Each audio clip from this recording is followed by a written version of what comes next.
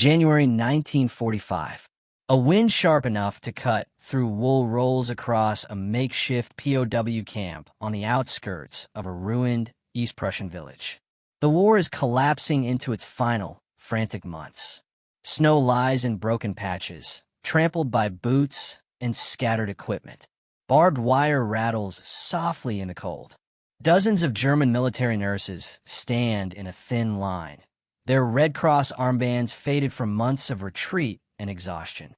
Their faces are hollow from long nights in field hospitals that no longer exist. Some are barely in their 20s. Others have held collapsing front lines together with nothing but blankets, morphine, and stubborn resolve. A Soviet officer steps forward holding a stack of thin paper sheets, uneven, yellowed, rough along the edges. The women straighten.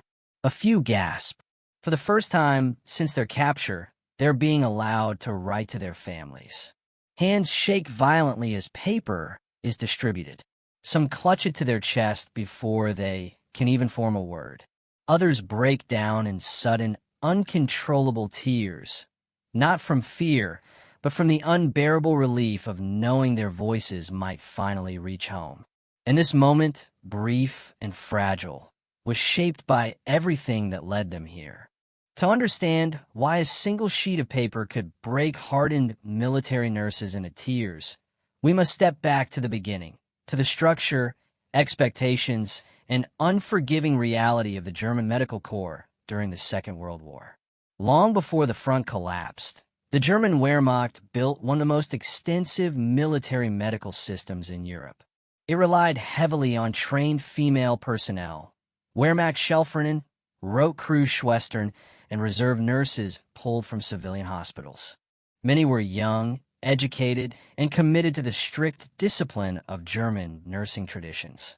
Others joined under pressure, responding to propaganda that glorified service, sacrifice, and the duty of medical femininity in wartime. By 1940, thousands of German nurses were already stationed across occupied Europe. Their responsibilities expanded rapidly with each campaign. When the invasion of the Soviet Union began in June 1941, field hospitals stretched in long chains behind the advancing armies. Nurses worked under canvas tents, in abandoned schools, in freight depots converted into triage stations. The Red Cross symbol offered little protection. The Eastern Front recognized few boundaries of mercy. They faced overwhelming numbers of wounded, frostbite, shrapnel, amputations, infections that spread faster than supplies could arrive. Bombardments routinely struck medical posts. Nurses sometimes treated enemy prisoners in the same rooms as their own soldiers, a quiet act of humanity amid a war of annihilation. As the tide turned in 1943 after Stalingrad, their world tightened. Retreats became chaotic. Hospitals were overrun. Medical trains derailed under air attack. Many nurses were trapped in encirclements: Kuban, Crimea, Courland, East Prussia. Others were assigned to retreating units that suddenly collapsed under Soviet offensives. Some were captured inside surgical bunkers, still smelling of disinfectant and burn gauze. The psychological burden was immense. Nurses were not trained for captivity. They were taught to keep order, clean beds, antiseptic routines, military protocol. Yet in 1944 to 45, chaos replaced structure. They witnessed mass civilian flight, desperate soldiers clinging to last defensive lines, and wounded men begging to avoid falling into enemy hands. Women in uniform knew they were vulnerable. Fear traveled with them like a shadow. When the Eastern Front disintegrated, capture became unavoidable. Many nurses, especially those in East Prussia and the Baltic regions, fell into Soviet hands. Others were taken by American or British forces as German units surrendered en masse in the West. The experience varied dramatically depending on location, commanders, and circumstances of surrender. But one consequence was universal. Communication with home vanished almost instantly. The German military mail system collapsed with the front lines. POW processing centers were overwhelmed. Personal documents were confiscated. Nurses who had once written letters weekly, describing long shifts, wounded boys they cared for, or the distant thunder of artillery, suddenly had no way to send a single word. Families back home received only silence. Silence, in wartime, felt like death. And for the nurses themselves, the lack of communication became one of the most painful aspects of captivity. They did not know whether their homes still stood, whether their families had fled, whether their parents were alive. Many had brothers fighting on distant fronts. Some had fiancés listed as missing. Others had younger siblings evacuated in the final months of the war. The uncertainty gnawed at them through every night spent in cold barracks or temporary holding camps. This is why the moment they were finally allowed to write, even under strict censorship, struck with such emotional force. It was not simply about ink and paper. It was about reclaiming identity, humanity, and connection after months of being treated as faceless captives in a war that no longer distinguished between soldier and caregiver. But before those tears fell on the paper, another story unfolded behind the walls of captivity, a story shaped by policies, misunderstandings, and the vast machinery of a collapsing Reich. For captured German nurses, the journey into Allied or Soviet hands was rarely straightforward.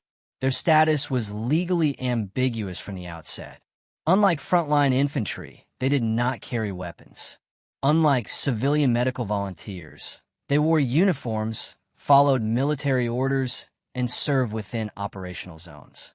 This dual identity, half soldier, half humanitarian worker, created confusion in every army that processed them.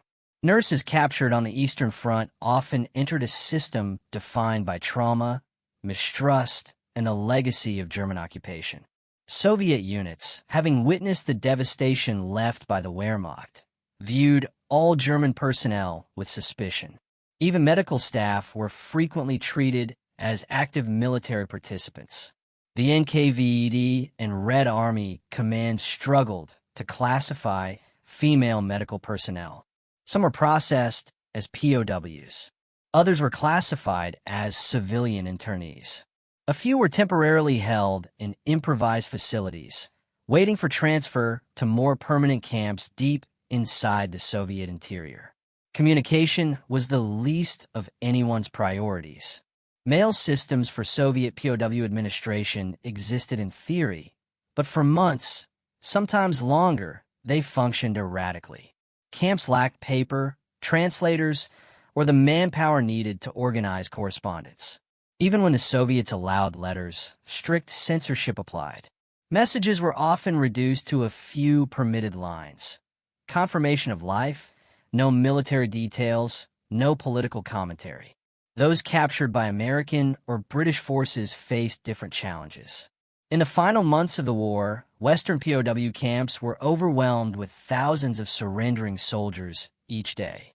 Field processing units struggled to keep accurate records. Nurses sometimes passed through multiple temporary camps before reaching a more stable facility. Male privileges existed under Geneva Convention guidelines, but Allied administrators needed time to implement them. For women in uniform, a rarity among German POWs, there were no clear guidelines at first. They were kept in segregated compounds, guarded, and frequently interrogated to confirm their roles. Until their identities were verified, correspondence was delayed or denied.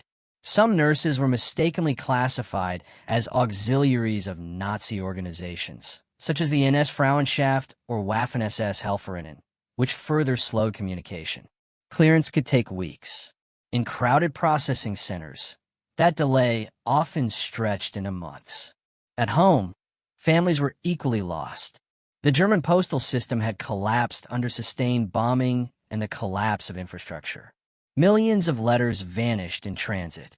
Families sent inquiries to the Red Cross, but answers came slowly, sometimes years later.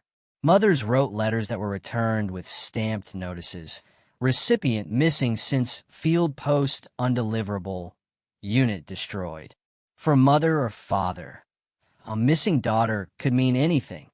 Was she dead? Captured? Still treating the wounded somewhere in the east? Lost in the chaos of retreat, silence became a wound shared on both sides of the collapsing Reich. Inside POW camps, the psychological impact of isolation deepened. Nurses formed tight groups, sharing rumors, comforting one another, or attempting to reconstruct fragments of news from overheard conversations. Some clung to hope. Others feared the worst. Captivity stripped away structure. These women, trained to work with purpose, bandaging, disinfecting, recording vital signs, were suddenly left idle for long hours. Uncertainty filled the void. The inability to write home amplified every fear. When letters were finally permitted, it was not a simple administrative update. It represented a shift from being lost in the machinery of war to being seen again as individual human beings. And to grasp the full weight of that shift, we must explore the different angles that shaped their experience: psychological, logistical, moral, and emotional. Before the day they were allowed to write home, the experience of German nurses in captivity had unfolded across several interconnected layers: human, tactical, psychological. Each layer shaped how deeply that single moment of communication would resonate. To understand the meaning behind their tears, we must examine these angles one by one. For nurses accustomed to constant motion, captivity was a shock of stillness. These women had spent years in environments where urgency dictated every moment. A wounded soldier arriving on a stretcher, the hiss of sterilizers, the repeated rhythm of dressing wounds, recording pulses, or preparing injections. Their identity was inseparable from purpose. But captivity replaced purpose with waiting. The human mind reacts differently when stripped of routine. Without the structure of hospital shifts and medical duties, anxiety expanded to fill empty hours. Nurses who had once endured bombardments with stoic calm now found themselves overwhelmed by the quiet torment of uncertainty. Worse, they carried memories that soldiers often pushed aside: the faces of the dying, the cries during amputations, the weight of blood-soaked uniforms. Nurses did not escape these images once the fighting ended. Captivity gave them time to relive them. Isolation magnified these burdens. Their families, their most important anchor, were silent. That silence grew into a fear far sharper than captivity itself. The permission to write home cut through that mental fog like a sudden beam of light. It reconnected them to the world they had been forcibly severed from. The human psyche, deprived of connection, reacts with overwhelming emotion when even a small bridge is restored. Nurses operated within a paradox of war. They served the military, yet their mission was to preserve life. They were not combatants, yet they moved with combat units. They did not fire weapons, yet they worked beside men who did. They embodied compassion while embedded in a system built on destruction. This dual identity influenced how they were treated after capture. To Allied and Soviet forces, German nurses represented both: women in uniform and medical personnel assisting the enemy. It created tension in every interrogation and every administrative decision. Were these women simply caregivers, or were they part of the military machine? The nurses themselves understood their duty in far simpler terms: bandage the wounded, stabilize the dying, offer what comfort they could. Many had cared for enemy prisoners on the battlefield. They had wiped the brows of Soviet soldiers, treated partisans, or tended to French and Polish POWs when ordered. Yet they were never seen as neutral actors. This disconnect shaped their emotional state in captivity. They were simultaneously respected for their medical service and distrusted for their uniforms. They were not protected as civilians, nor treated entirely as soldiers. Their status was a liminal space, one that left them without clear rights, clear expectations, or clear communication channels. Soviet officers sometimes suspected nurses of ideological commitment. Western Allied officers worried about intelligence leaks or concealed military knowledge. These suspicions delayed mail permissions. The moment they were finally allowed to write home represented something deeper: recognition. It acknowledged their identity not as anonymous uniformed personnel, but as human beings with families, fears, and histories. No understanding of a nurse's experience is complete without examining how their captors saw them. German medical personnel encountered different treatment depending on who processed them. Experiences shaped directly by the emotional landscape of the war. To Soviet soldiers, the war was an existential nightmare. Entire villages had been wiped out. Millions of civilians and soldiers had died during the German invasion. Officers who encountered German nurses often carried personal trauma that overshadowed any concept of medical neutrality. Some Soviet units treated nurses with grudging respect. Others saw the Red Cross armband as irrelevant. The enemy was the enemy. The permission to write home in Soviet captivity was therefore not just administrative. It was a sign that the immediate fury of combat had passed. It marked a shift from frontline chaos to structure control. American and British forces approached the nurses differently. They did not carry the same generational trauma as the Soviets. Many recognized the humanitarian nature of the nurses' work. Some hospital staff in Allied camps even commented privately that they felt sympathy toward the young German women who had treated wounded soldiers on the other side of the war. Yet bureaucracy slowed everything. Verification was slow. Mail systems were overloaded, and the novelty of female POWs created hesitation. How should they be processed, housed, classified? The day letters were finally permitted reflected a change in perspective. The women were no longer seen as potential threats, but as non-combatants stabilizing within a formal POW system. To fully understand why writing home became such a defining moment, we must examine the remaining angles: logistical, moral, and deeply emotional. These final layers complete the portrait of what German military nurses endured before the turning point arrived. By early 1945, every logistical system that once connected German medical personnel to their families had collapsed. Not weakened, collapsed. The military postal service, once one of the most efficient in Europe, had been shredded by air raids, fuel shortages, and the disintegration of transportation networks. Railway stations were cratered. Mail cars burned on frozen tracks. Postal units tried desperately to redirect field post bags, but retreating divisions left no forwarding addresses. For nurses on the Eastern Front, the situation was even worse. Entire hospitals were evacuated overnight, sometimes under artillery fire. Medical records were abandoned. Ward notes and duty logs were thrown into trucks that never reached their destination. Personal bags, often containing letters, photos, diaries, were seized or lost during surrender. Thus, when captured, nurses entered POW systems with no identification papers, no proof of medical status, no means to verify family addresses, and no existing mail connection. To Allied administrators, this created immediate procedural barriers. To the nurses, it created fear. Even when camps wanted to implement communication privileges, they were missing the basic information needed to start the process. Translators struggled with handwriting. German addresses were outdated or destroyed. Paper shortages plagued Soviet camps. American and British camps were overwhelmed by volume. Letters that did get written often traveled for months before delivery. Some never arrived at all. The logistical nightmare made the allowance to write home more than a procedural formality. It was a rare moment when the machinery of war briefly aligned with the needs of human beings. Medical personnel exist in a moral space unlike any other branch of military service. They witness suffering at close range. They humanize the enemy simply by treating them. They carry memories others avoid.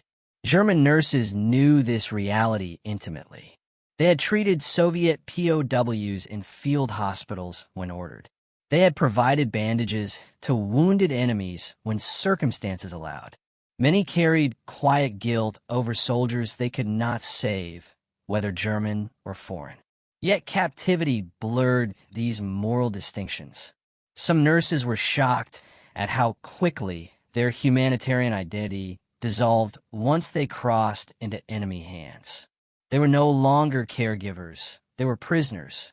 Uniforms that symbolized medical duty now invited suspicion. Their moral work had no protective power in a system that viewed them through the singular lens of war. But this moral dislocation worked both ways. Some Allied soldiers, particularly medical corpsmen, recognized the nurses' service. They understood the unspoken code of medical workers: treat the wounded regardless of flag. Even amidst the ruins of war, moments of quiet respect emerged. Permitting the nurses to write home often came from officers who recognized this shared code. It was an acknowledgement of their humanity, however constrained by the rules of occupation or POW administration. For nurses, that recognition mattered deeply. It reminded them that the world still had space for mercy, even after years defined by brutality. The final angle is the most intimate, the emotional landscape that shaped their reaction when male privileges were finally restored. During captivity, memory became both comfort and torment. Nurses held onto fragments of home: a mother's voice, a brother's laughter before deployment, the smell of their childhood kitchen, the sound of church bells on winter mornings. But memory also sharpened fear. What if those voices were gone? What if the home they recalled had been erased by bombing or occupation? What if the people they loved most had no idea they were alive? Writing a letter did not resolve these fears, it intensified them. It forced nurses to confront the unknown. It required words they had been avoiding for months. Yet it also offered something they had not felt since capture: agency. For the first time, they could speak again. They could reassure their families. They could anchor themselves to a world outside the barbed wire. Many nurses wept not because they felt weak, but because they felt human again. The act of writing became a bridge, frail, censored, and heavily monitored, but still a bridge between captivity and the life that war had torn from them. With these human, logistical, moral, and emotional angles explored, the story moves toward its decisive moment. The event that transformed captivity from silent uncertainty into a fragile reconnection. Hashtag. By the spring of 1945, the war in Europe was entering its final collapse. Cities were burning. Front lines were dissolving.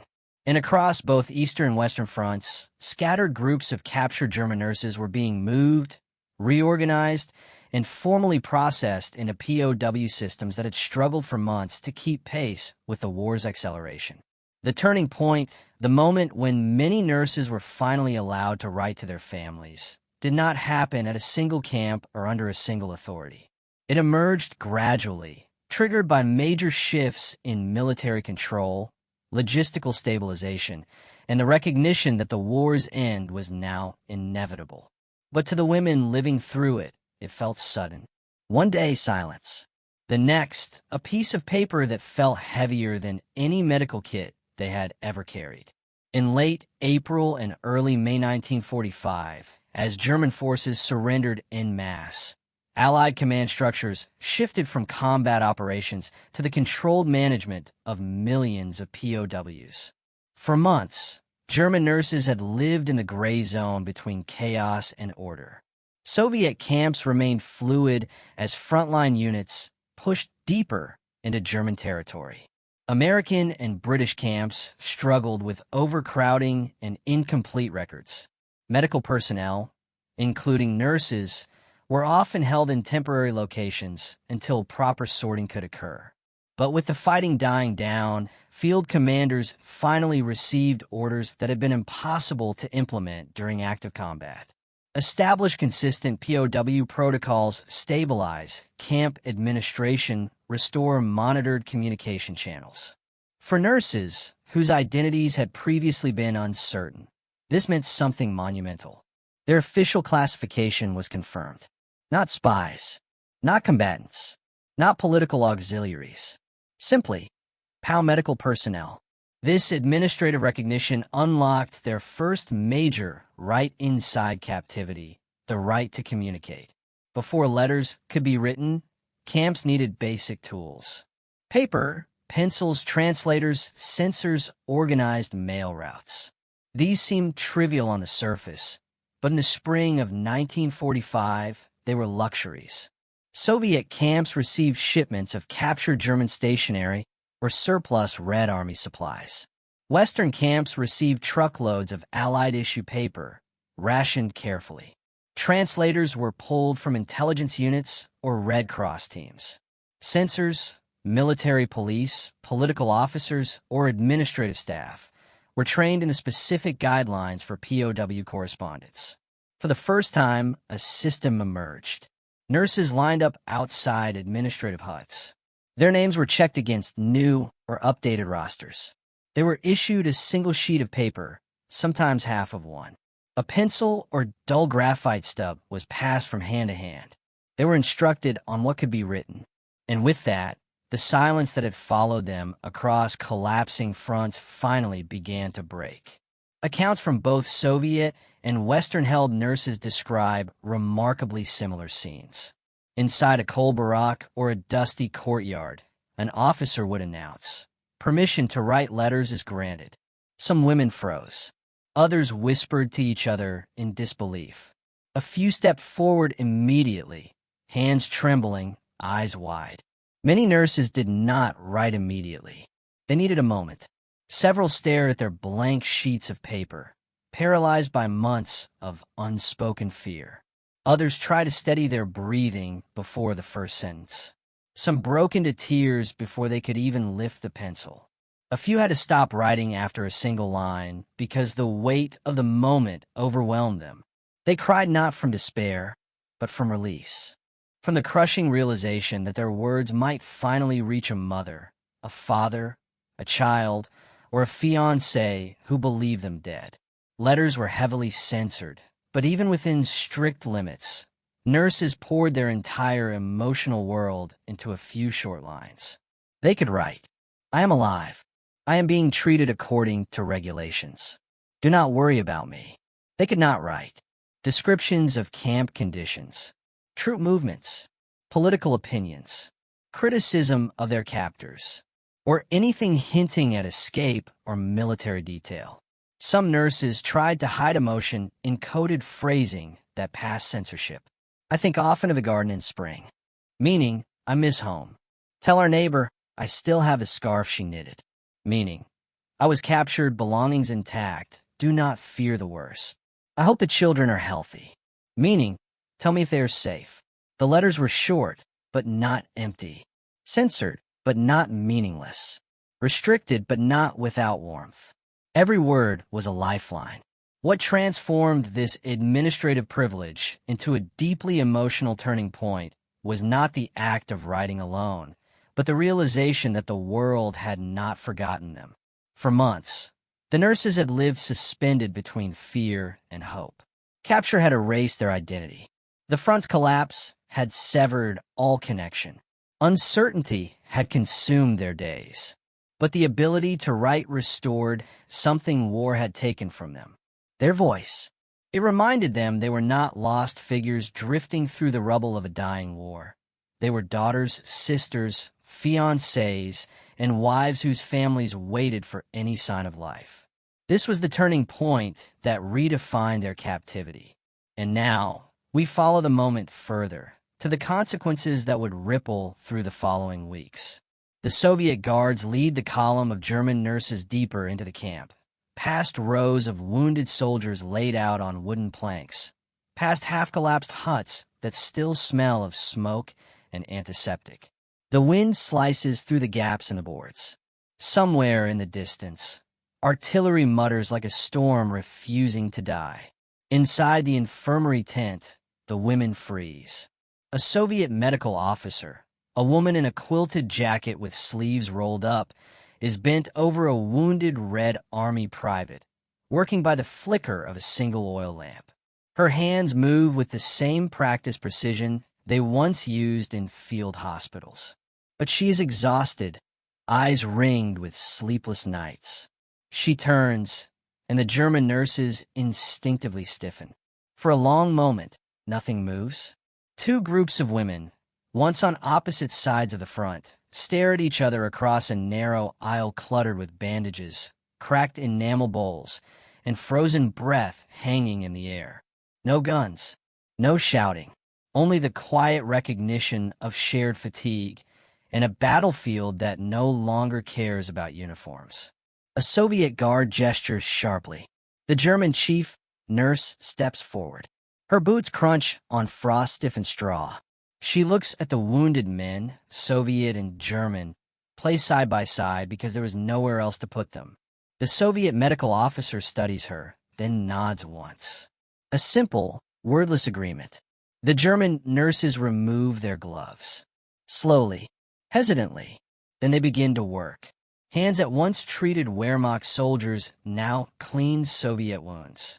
Soviet nurses wordlessly pass them supplies. The air fills with the faint hiss of boiling water, the rip of linen strips, the low moans of men clinging to life. Outside, a Soviet sergeant watching through the tent flap mutters something, not with anger, but with disbelief. This was not how POWs behaved. And yet here they were, organizing, assisting, stabilizing the chaos that even the guards had struggled to manage. Hours pass. The lamp burns low. And in that cramped, freezing tent, the impossible happens. Former enemies become colleagues. Not by ideology, not by forgiveness, but by the simple, unspoken duty of saving the wounded in front of them. And as the night deepens, the Soviets begin to see something they never expected from captured German women. Competence, discipline, calm under pressure. A kind of quiet resolve that forces even the officers to rethink everything they assumed about the prisoners now working at their side. By dawn, the camp has changed. The long night of improvised surgery and frantic treatment has left the infirmary tense smelling of disinfectant, sweat, and wood smoke. Frost clings to the canvas walls. The oil lamp has burned itself nearly dry. Outside, the sky is a flat, pale gray, the kind of winter light that reveals every scar in the landscape.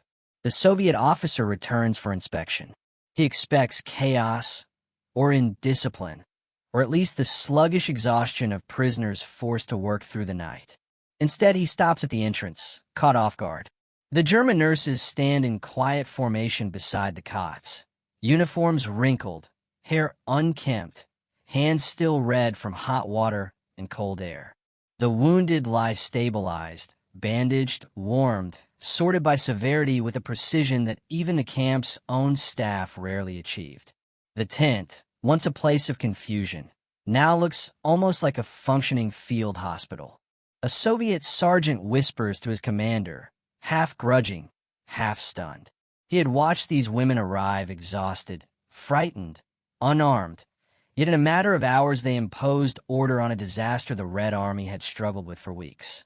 For the first time since their capture, the German nurses are not seen simply as prisoners. They are seen as professionals. The Soviet medical officer from the night before walks between the rows of beds, stopping to check a bandage she did not place. Her expression softens, not warm, but respectful. She gives a short nod toward the German chief nurse. A silent acknowledgement between equals. No one says it aloud, not with so many officers standing nearby, but the message is unmistakable. These women have value. They are not burdens. They are assets. And the guards, who only days earlier watched them with suspicion and hostility, now observe them with something closer to guarded trust. But this shift, this fragile recognition, is only the beginning of what would come next. In the days that followed, the change in perception translated into tangible consequences. German nurses were gradually granted limited privileges, small parcels of food, access to thin blankets, and, most importantly, regulated permission to write letters to their families. The camp administration, both Soviet and Allied, now recognized that these women were not merely captives. They were trained professionals whose cooperation could stabilize already overburdened infirmaries. The arrival of paper and pencils became an event. Women clustered in the sparse warmth of mess halls and barracks, hunched over their thin sheets, hands shaking from cold and emotion. Each word carried weight. Each sentence bridged months of isolation, fear, and uncertainty. Even the most stoic nurses, hardened by years of frontline service, could not contain their tears. Some wept quietly into their palms. Others allowed sobs to escape openly, the sound echoing against the wooden walls, a mixture of relief and raw vulnerability. Across the camps, stories emerged of letters reaching families within weeks. Mothers in Bavaria, sisters in Saxony, husbands in Berlin. Many received the first word from their daughters, wives, and fiancées since the collapse of the Eastern Front. The letters were brief, often censored, but they carried a lifeline, confirmation of survival, a thread of hope in the fabric of total wartime devastation. For families, these messages transformed despair into cautious relief. For the nurses, the act of writing restored a fragment of identity stripped away during capture and retreat. Beyond the personal impact, these small communications shaped broader camp dynamics. Nurses who had been listless and withdrawn began taking more initiative in hospital routines. Their morale improved, which in turn improved care for the wounded, both German and Allied. Camp administrators noticed a subtle but measurable increase in efficiency. Even among Soviet guards, a grudging respect emerged. The women were no longer faceless prisoners, but competent professionals whose skills were vital in a crumbling wartime environment. However, the aftermath was not solely positive. The war's destruction remained stark. Many letters went unanswered due to destroyed addresses, civilian deaths, or disrupted postal networks. The emotional burden of partial knowledge, knowing some family members were alive but unsure of others, continued to weigh heavily. The fragility of life was starkly evident in every handwritten line. Nurses who had survived artillery barges and freezing field hospitals now confronted the delicate, often cruel uncertainties of post-war communication. Quantitatively, the impact of this moment is recorded in contemporary reports. The International Red Cross documented thousands of letters sent from POW camps in 1945, noting the high percentage originating from female medical personnel. These correspondences became vital historical records, providing insight into both individual resilience and the functioning of POW systems at the war's end. Survivor memoirs consistently recount the act of writing home as a defining, transformative experience, proof that humanity could endure, even amid unprecedented destruction. This period marked a subtle but profound turning point, the collapse of ideological hostility at the individual level. The German nurses' ability to communicate, to reclaim agency, and to contribute meaningfully within camps illustrated a rare intersection of duty, survival, and empathy. Though the war raged on beyond the barbed wire, for these women, the small victory of correspondence reaffirmed identity, purpose, and connection. The stage was now set for reflection. The immediate turmoil had subsided into controlled, structured environments. Nurses had regained partial control over their lives, while the broader machinery of post-war displacement and recovery loomed ahead. Their experience encapsulated both the brutality of global conflict and the resilience of the human spirit, a bridge between devastation and the faint glimmer of restoration. The tears of German nurses, as they were finally allowed to write home, were more than an emotional release. They were a testament to the enduring power of human connection amid the machinery of war. For months, they had existed in a liminal space, caught between enemy lines and administrative oversight, stripped of agency, identity, and the comforting routines that once defined their lives. Every day in captivity reinforced uncertainty. The unknown fate of family members, the silence of destroyed communication networks, the ambiguity of their status as both medical personnel and military figures. When paper and pencil were finally placed in their hands, the act of writing became profoundly symbolic. It bridged the chasm of distance, bureaucracy, and distrust. Each carefully penned word was a reclamation of self, a daughter, sister, fiancée, asserting her existence in a world that had rendered her invisible. Within the constraints of censorship and logistical limitations, these letters were lifelines, tethering fractured families together and restoring a measure of humanity in the aftermath of relentless violence.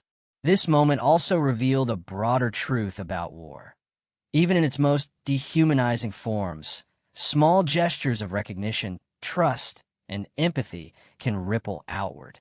The captor's decision to allow correspondence, simple, controlled, yet monumental, transformed the relationship between prisoner and guard, creating pockets of respect, collaboration, and shared purpose within the rigid structures of captivity. Nurses regained agency, restored order to chaotic infirmaries, and reminded those around them that survival was not solely physical, but deeply emotional and moral. In a larger sweep of history, these moments illuminate the intersection of individual resilience and systemic collapse. While armies fell and cities burned, human bonds endured. Letters written under frostbitten conditions, through censorship and fear, became silent witnesses to the strength of memory, hope, and duty. They testify to the capacity of ordinary people to reclaim fragments of dignity in extraordinary circumstances. Proof that even when the world is fractured by war, the simple act of reaching out to another human being carries profound, enduring significance. The story of these nurses is, ultimately, a story of connection. Through paper and ink, they transcended captivity, reaffirmed identity, and left a legacy that echoes far beyond the confines of a single POW camp, offering a quiet, yet powerful, testament to the resilience of the human spirit.